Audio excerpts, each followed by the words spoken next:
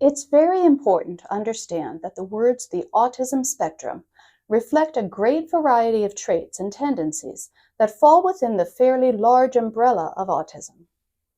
What the spectrum does not reflect is that some people are more autistic than others, or that there's a linearity to how much autism a person has.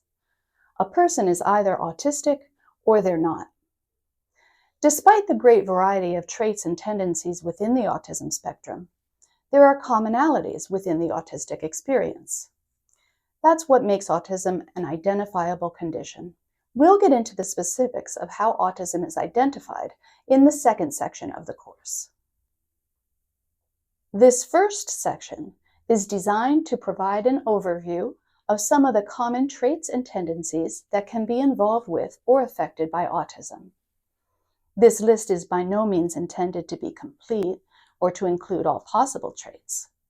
Traits within the list can, of course, be held by non-autistic people, and simply having some of the traits does not automatically make a person autistic.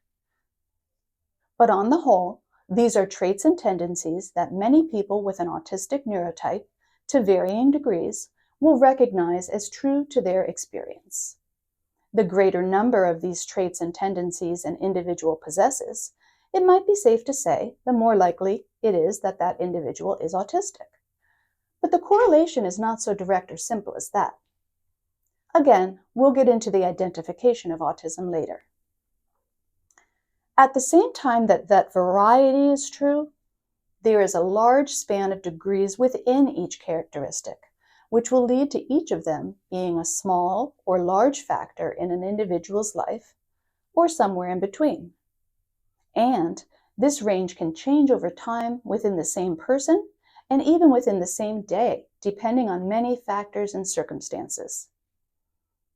As you will see when we expand each of these traits and tendencies that can be affected by autism, there can be a lot of overlap and connection between them.